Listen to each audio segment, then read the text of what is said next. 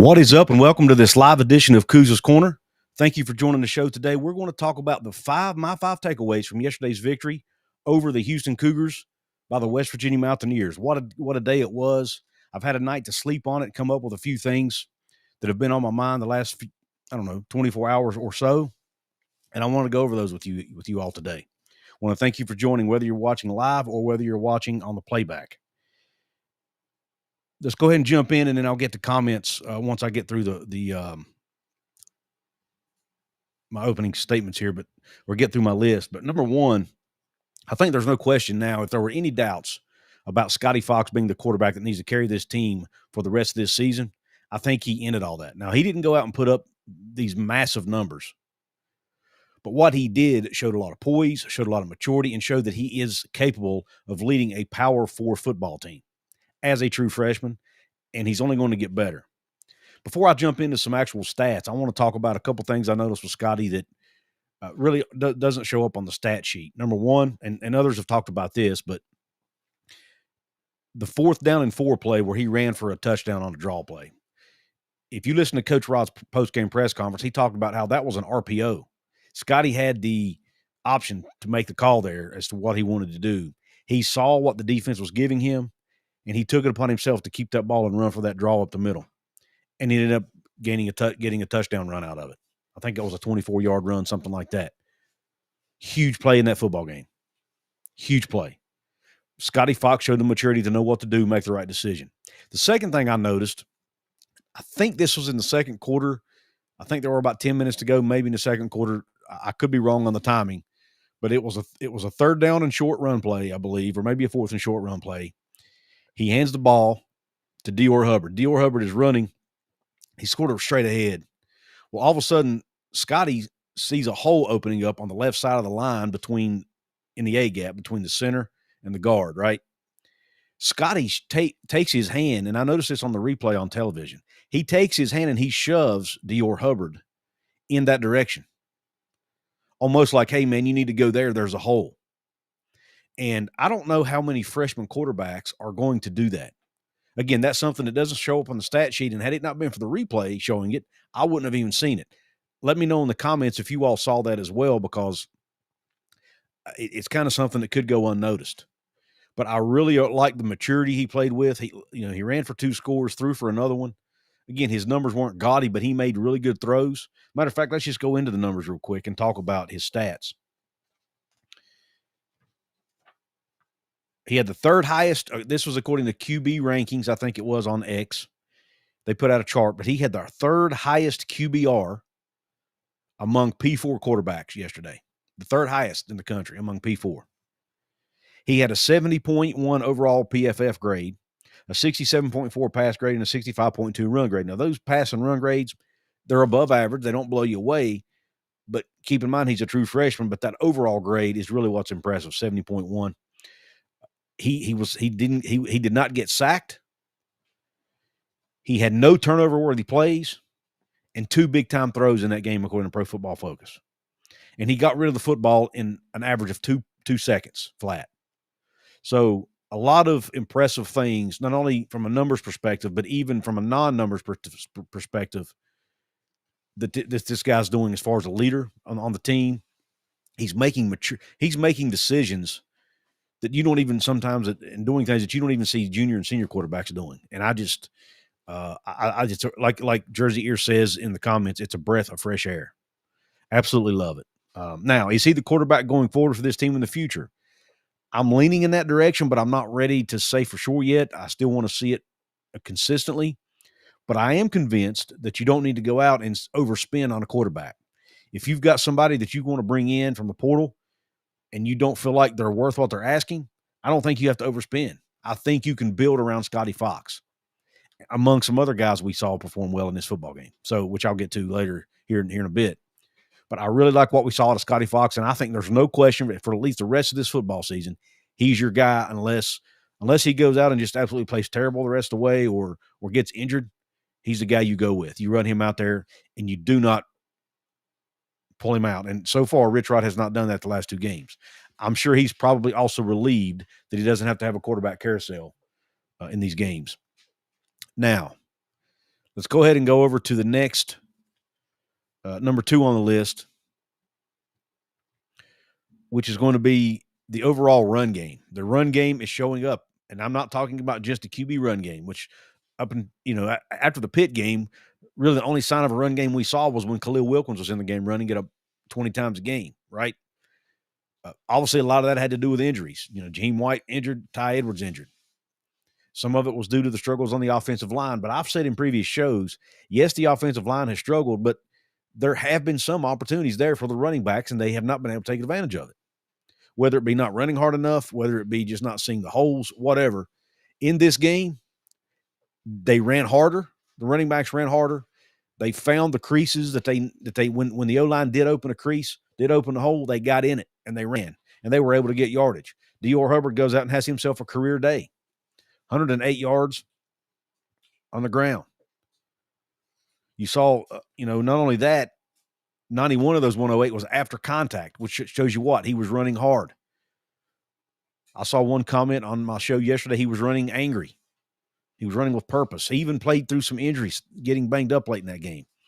He showed me something. The young man has the hard edge. I liked it.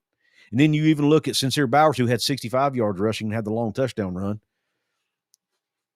He averaged 7.2 yards per carry and 3.44 yards per carry after contact. So again, he was even Sincere Bowers, who's not really known as a power guy, was making, breaking tackles. And then even Clay Ash, 5.4 yards after contact. He only carried the ball twice, but it was for 14 yards, 7 yards a carry, and he broke tackles. We saw guys running the ball hard. We saw, late in the game, West Virginia was able to hold their lead by running the football. This is something this team would not have been able to do 2-3 weeks ago. But they did it due to the offensive line playing better, which I'll touch on in a second, due to the running backs running harder and not giving up as easy, not being tackled as easy. You just saw a grittier, tougher, more hard-nosed football team, in my opinion, even in the run game. Now, the offensive line piece of that, we saw changes on the O-line. We saw Donovan Haslam line up at left guard, just like he did a week ago. And we saw Walter Youngbear back at right. We saw Walter Youngbear move from left guard to right guard, where in previous games we had seen Kimo Makaniole in that spot. Now, Walter Youngbear had been benched the previous week for Haslam, but I guess they figured he was the best option there at right guard, and it did pay off a little bit. Now, the PFF grades aren't great, but we did see some improvement. When you look overall, the run blocking grade of 57.8 for the team as a whole was the third best on the season. The TCU game last week and the Robert Morris game the first week of the season were the only two that were better. Again, 57.8 still below average, but we're seeing improvement. They had a pass blocking grade of 66, which doesn't light the world on fire. It's about where they've been all year. Now, when we look at individual performances, Walter Youngbear, his run blocking grade on the season is a 51.8. He had a 56.5 in this game. Again, not great.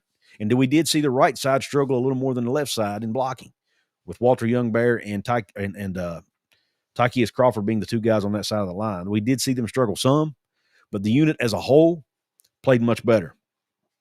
Landon Livingston slightly improved, 53.5 run block grade up to a 57.3 in this individual game. We saw Nick Cray went from a 56.7 to a 56, so about the same.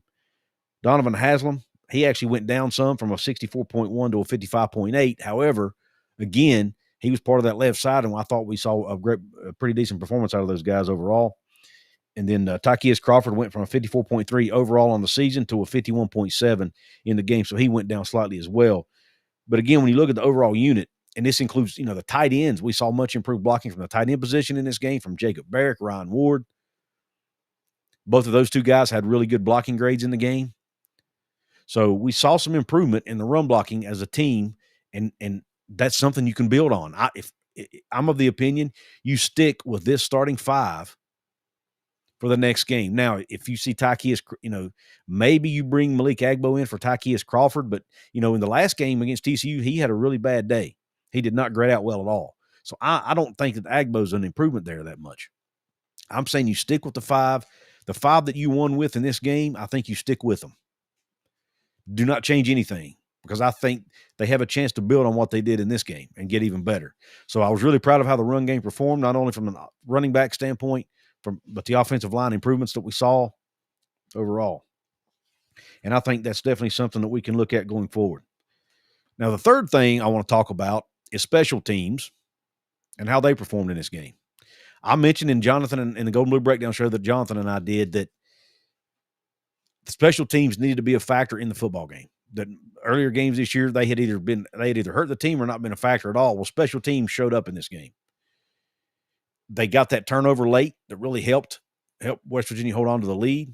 Now, you could say that was good luck, but whatever, you'll take it, right? The ball bounced their way. They were able to take advantage of it. But you saw, here are some other interesting nuggets. Number one, they kicked the ball into the freaking end zone on kickoffs finally, right? Even Coach Raw talked about that at the end of the game. Apparently they're trying somebody new at kickoff, which I didn't even notice it the last couple games, but it's working. They're getting more touchbacks. Preston Fox had a kickoff return for 21 yards, also had a punt return for 13 yards. Previous games, they had struggled to even return the football. We saw Cade Hensley make a career-high field goal from 50 yards. And man, he hooked that sucker right in. Really good kick. And it was a very important kick.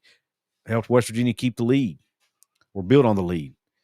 Oliver Straw had a pretty decent day. 6 punts for 275 yards, an average of 45.8 yards per punt. So a pretty decent day there for special teams.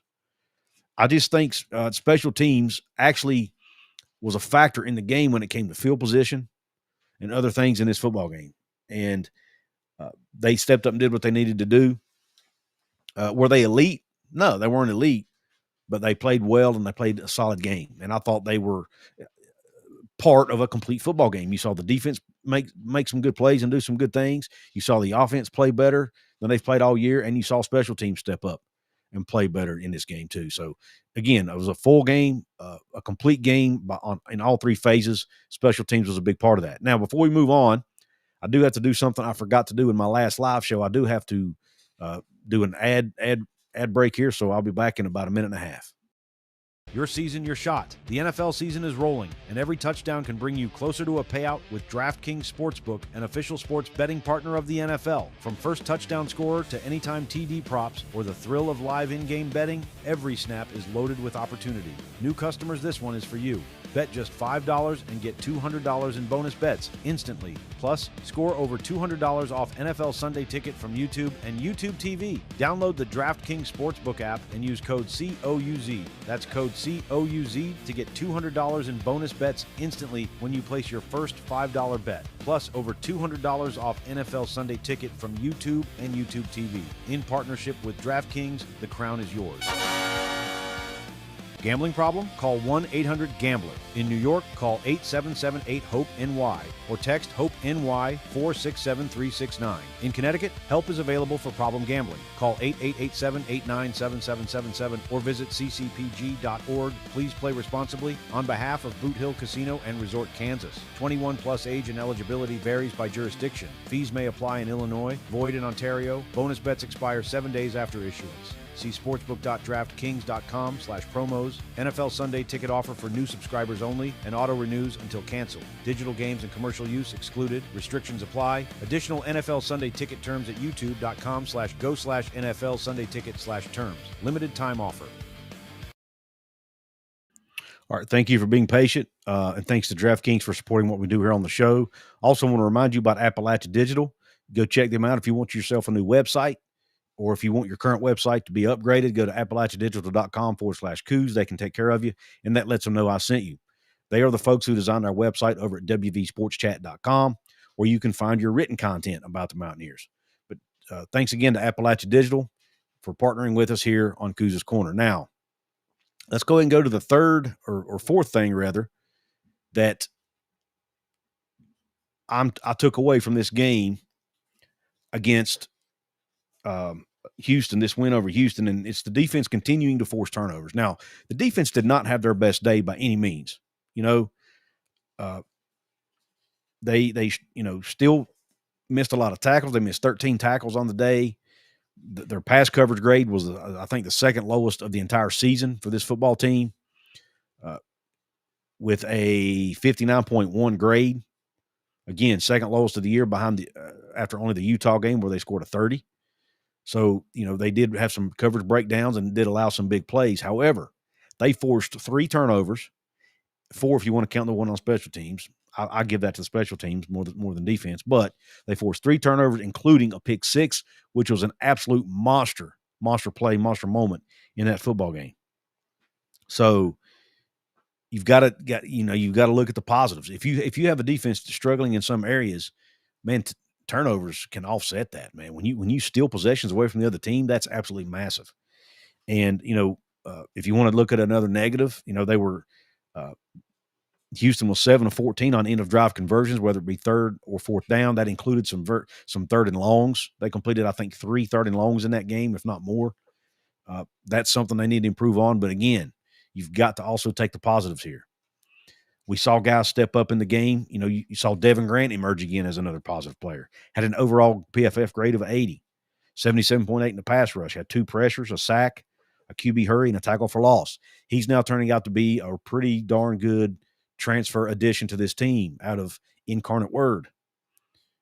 Fred Perry showed up again, leading the team in tackles with 13. Also had a sack and 2 TFLs.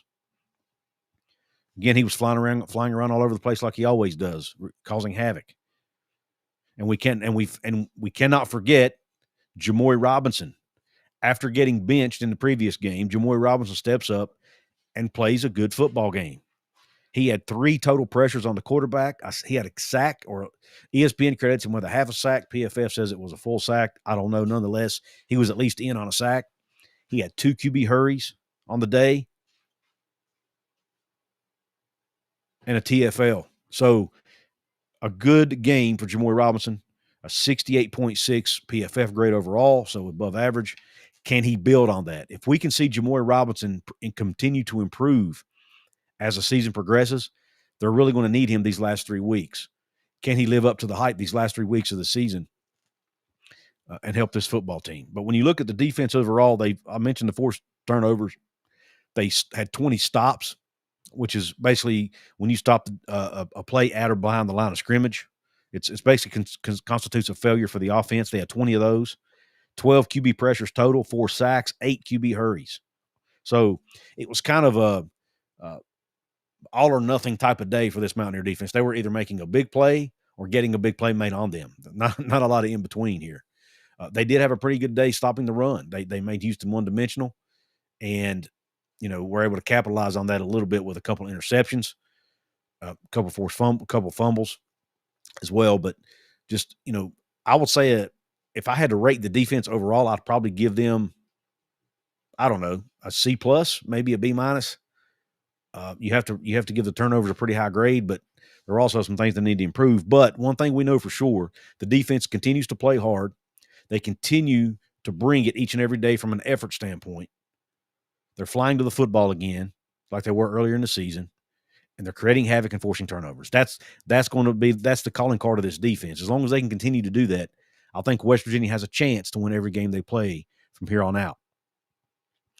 And speaking of the games from here on out, here's the 5th and final takeaway, and to steal a phrase from my friend Jonathan Martin, my co-host on the Golden Blue Breakdown show. I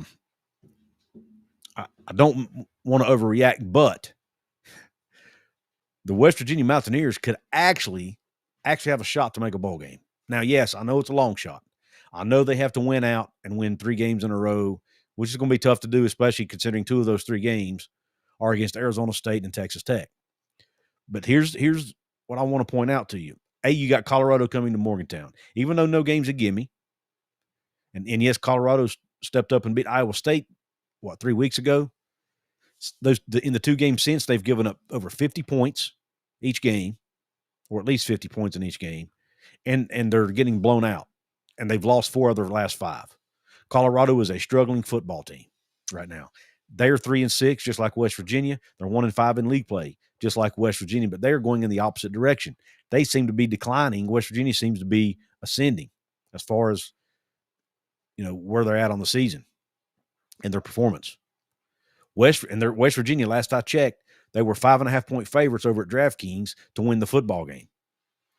So West Virginia should win the game against Colorado, Okay, should. Then you got to go to Arizona State. Now, this team proved that they can win on the road now, right? So I'm a little bit more confident. Yes, Arizona State's still a good team, but they are without their top quarterback, their starting quarterback, Sam Levitt, who's out for the rest of the season. That's a downgrade. I don't care how you look at it. Yes, they went out and beat Iowa State yesterday, but it was a very tight game, a very close game. They're not the same football team without Sam Levitt. Can West Virginia go steal one in the desert over Arizona State? Again, it'll be a long shot. They won't be favored in the game, I don't think. But I'm starting to, as this team gains confidence, builds confidence, which is, what I put on the thumbnail. This game could be a confidence builder for them. Now they may feel like they can compete with anybody. That's going to go a long way for this football team, especially when they travel out west to face Arizona State. Who knows if Jordan Tyson will be healthy again by the time they get to that game. He's missed the last couple of games with injury. Is he back? If he's not back, definitely changes the game, right? Now, again, Arizona State was able to beat Iowa State without those two guys, but Iowa State's another team who is not playing their best football right now. So can West Virginia go steal one out in the desert? And then can they have a 3-game winning streak coming back to Morgantown with something to play for? By the way, that's a reminder to hit the like button on this live stream or on this video if you're watching the playback. But is that something they can build on? This confidence that they're gaining. If they beat Colorado at home, then they can go out in the desert and win, have even more confidence. They'll have Texas Tech coming in possibly for a chance to win the league and make the college football playoff, or at least go to the Big 12 championship game.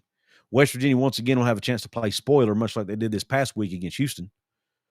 They'll have a bowl eligibility on the line. They'll have a lot to play for. And I think this team has proven that they're not giving up.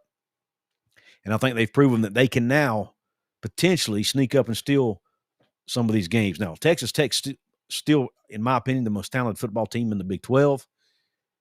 It still will be a tough matchup. Baron Morton is back at quarterback. He's not playing his best ball. He may not be 100%, but he is back at quarterback. If he stays healthy, I still feel like Texas Tech will be huge favorites in that game, and West Virginia will likely have a hard time winning that football game. But you never know what can happen between now and then. Does Texas Tech overlook West Virginia coming into the game? A lot of things can happen, right? And it's in Morgantown. And if West Virginia wins a couple of these games down the stretch, the crowd should be good for that one. Should be into the game. It'll make it a tough atmosphere. West Virginia might actually have a long shot to win it. So you never know. Yes, it's a long shot, but there is still a numeric possibility for West Virginia to make a bowl game this year, y'all. I do want to get to this super chat here. Sorry, James, that it took me so long, but Mr. James Buchanan says Saturday was a hopefully glimpse of hope of what's to come next season if they build a good O-line around Fox. Need to do what it takes to keep him in Morgantown. James, I absolutely agree with you, brother, and I want to thank you for the super chat.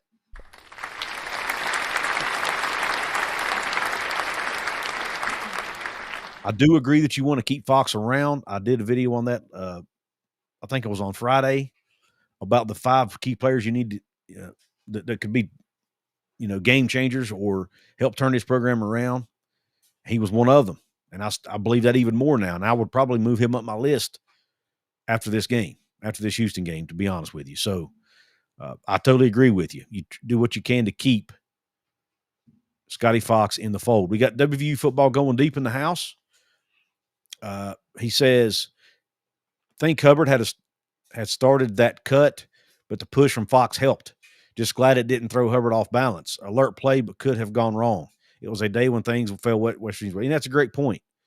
Very good point. But nonetheless, I like the idea of your quarterback kind of guiding, helping your back out, because maybe he could see something that Hubbard wasn't seeing. He also says O-line was slightly better, which was enough. Gave Hubbard a start, and then he pushed for those extra yards up the middle. Absolutely. Absolutely. I've said all along, yes, when your offensive line is struggling, the other players have to do their part to help them out, right? You have to run harder. You have to break tackles. The quarterbacks have to be smarter with the football, have to get rid of the ball quickly. And all of that's happening. At least it did in this past game. And we saw that At least the quarterback piece of it happened also in the TCU game. But, man, we finally saw Diore Hubbard play the way he's capable of playing and what we thought he could do all along. I know most fans were high on this guy when he got to Morgantown. And I think now he should gain confidence from this game. You know, Coach Rod mentioned in his post-game press conference that he had talked to Diore and basically challenged him, said, you know, we need you to run harder this game. And he stood up and he answered the bell. And I love it.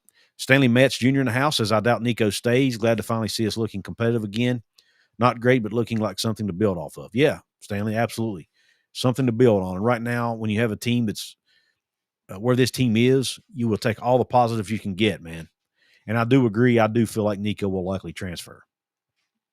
Chris Kasdorf in the house. We got Clint Moses, Scott, Raven, Fred Perry had a great day. Another great day, Raven. You hit the nail on the head. We have WVU Fan 13, who's a paid VIP member. He says, okay, I'm definitely looking forward to the Colorado game. Is it too early to say 6-6? It's not.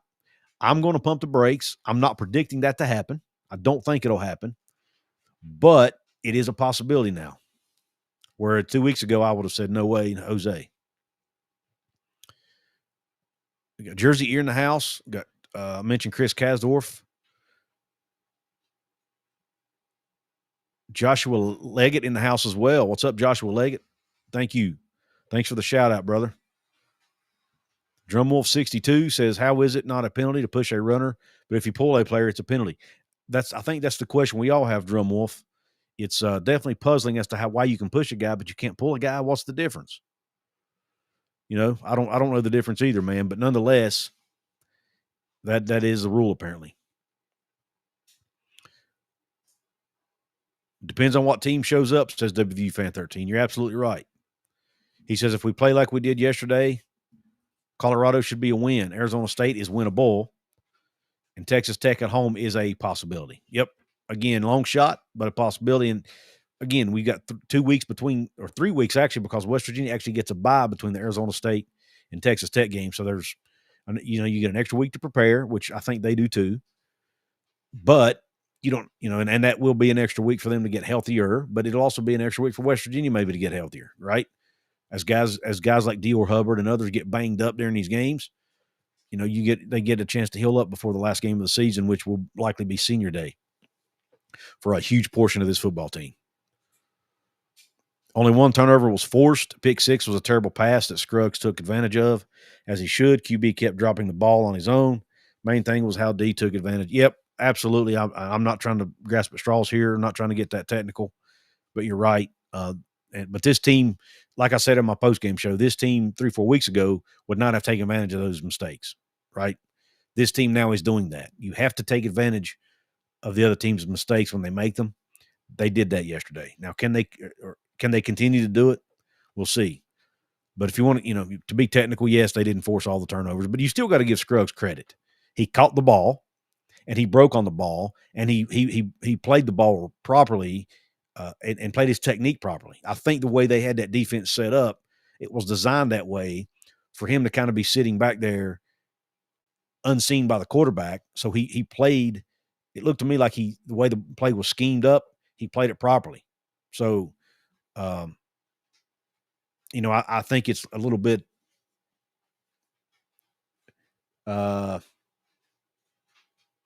I don't want to say disrespectful maybe, but I don't think the defense is getting enough credit, or Scruggs is getting enough credit for making the play there, based on your comment there, Forrest, but I totally understand where you're coming from. All about the big plays. Yep. Defense is still giving up too many big plays. I'm sure Zach Alley will talk about that in his presser on Tuesday. I'm sure he's not happy about it. But, again, you got to take the good with the bad, right? Or the bad with the good, however that phrase goes. We have Let's Go Mountaineers in the house. I honestly don't know. Let's Go Mountaineers. He and I don't talk much, so I'm not sure what's going on with him. To be honest with you, I do know that there was some controversy surrounding him on Twitter the other night, and you know. But other than that, I don't know. Not really. I don't really want to speculate on that. Joshua Leggett says, "Let's go 6-6." Wouldn't that be something? It would be. It would be. I'm not predicting it. I don't think it'll happen, because, you know, they still have to play two of the top teams in the league down the stretch, but it would be something. We have Bourbon Crazy, another VIP member in the house. He says, It reminded me a lot of the way they played back in 2005, 2006, a signature Rich Rod win where they were out the opponent and sucked the life out of them. Wore out the opponent and sucked the life out of them. Yeah. And I'll tell you what I was probably the most happy about was the way the team was able to run the ball down the stretch when they knew you were going to run the ball and you were still able to run it. That's something this team has not been able to do all season long. And they did that. Now, and Houston has a pretty darn good defensive front too. So it's not like they did it against a bunch of slouches.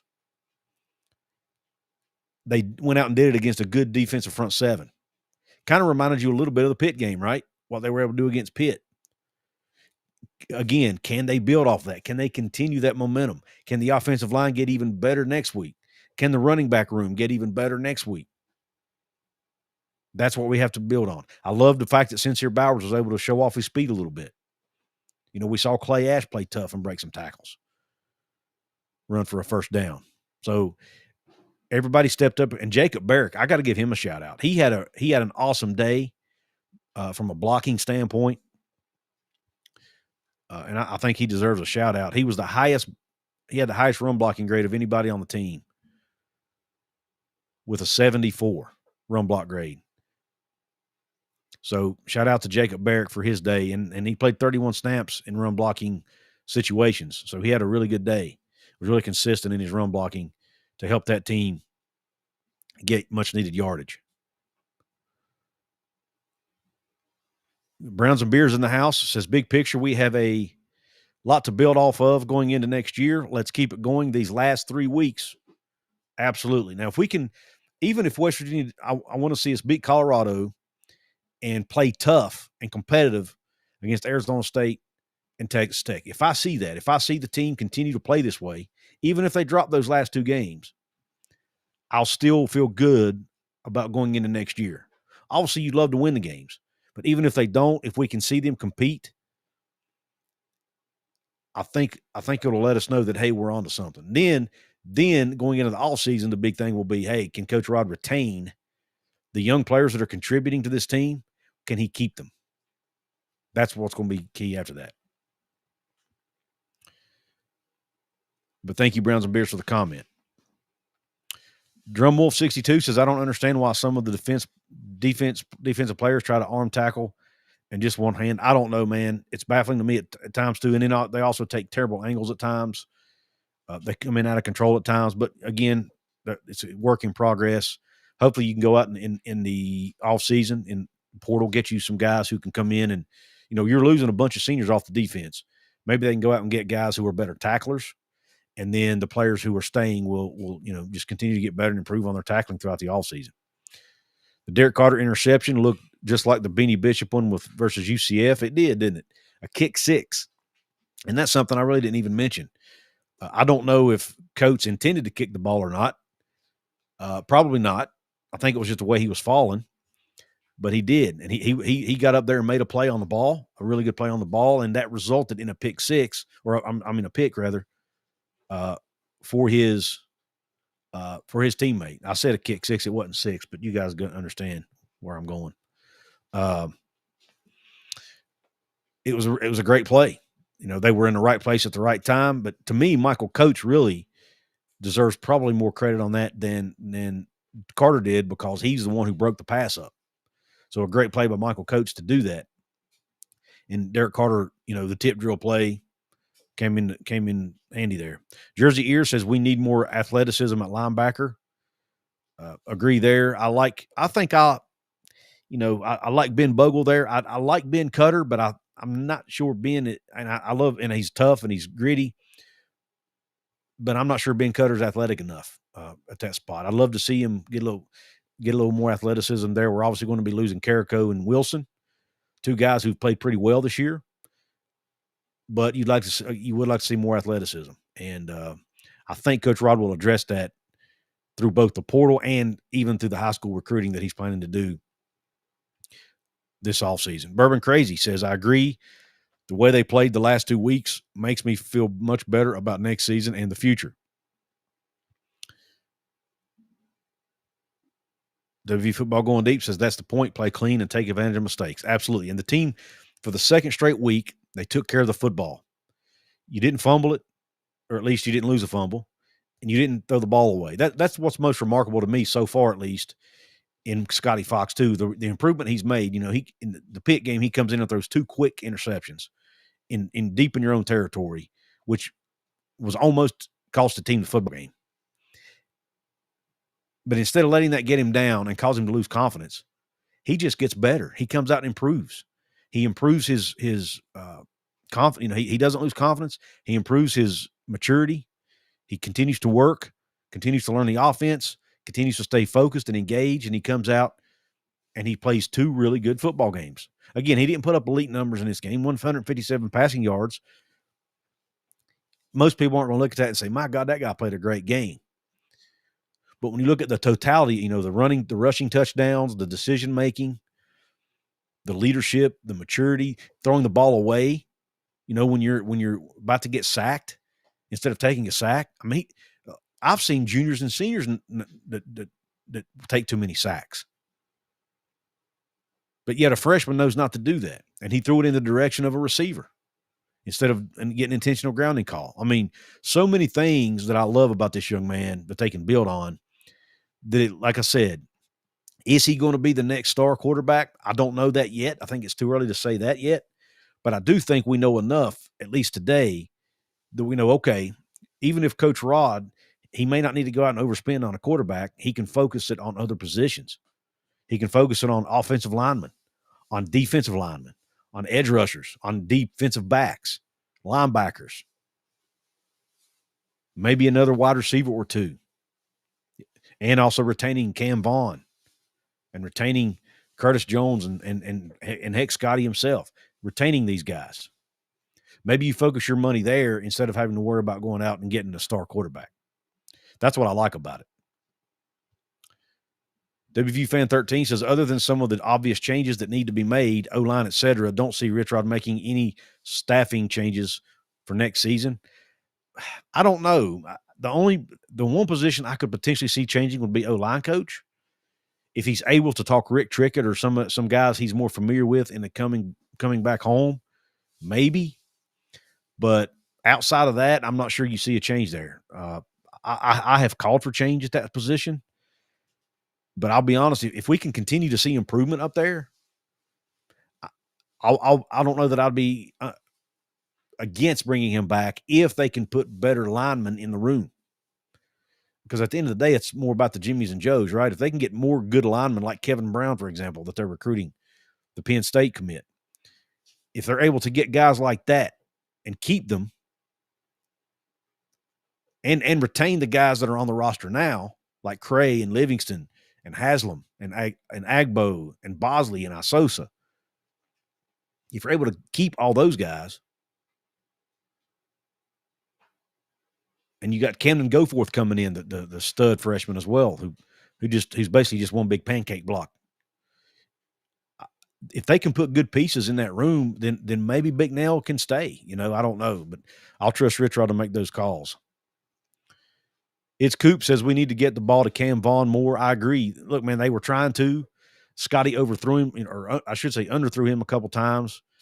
They're trying to get him the ball, I think, and I'm sure Rich Rod will continue to look for more ways to get him the ball. But, I don't think it's a lack of effort for sure. And I think, too, a lot of it, I'm sure the defenses are keying on him as well and bracketing him with a safety, making it tougher to do that. WV Football Going Deep says, thanks for the Barrack number. Needed that for the video I was going to do before I saw you were live, coming up soon. By the way, go check out his channel, WV Football Going Deep. He and I do not always agree on things, but I do always appreciate his insight.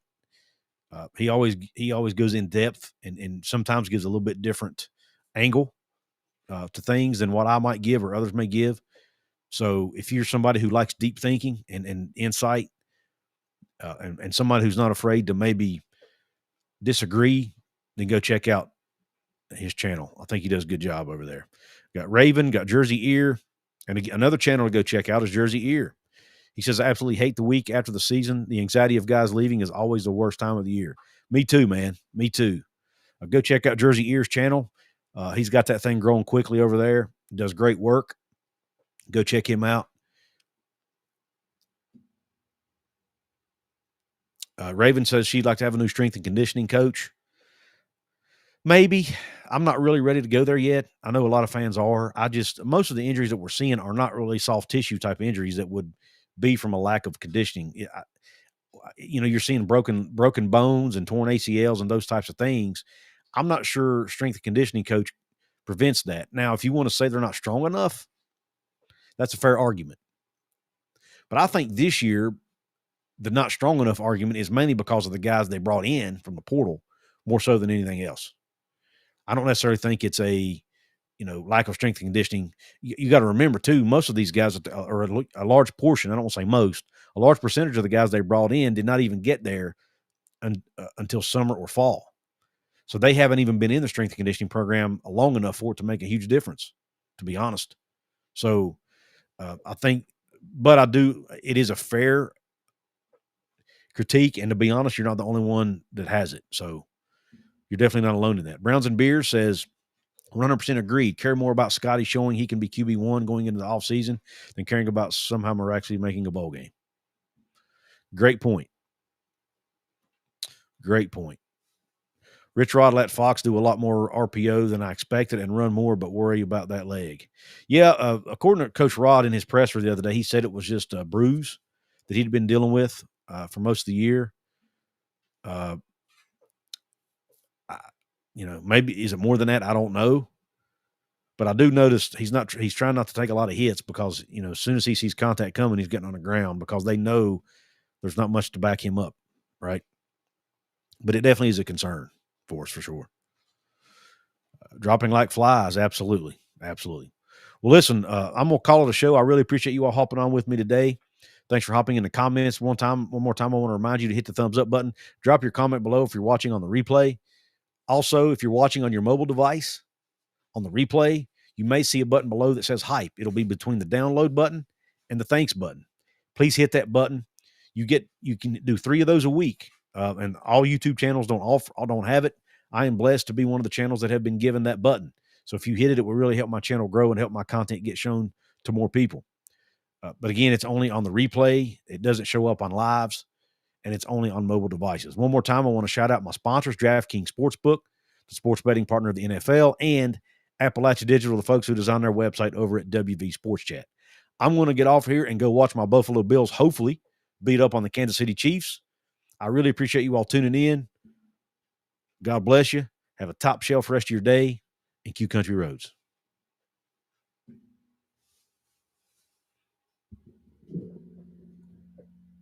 Oh, and by the way, I have a merch store now. You can get your shirt like this one. Go check it out.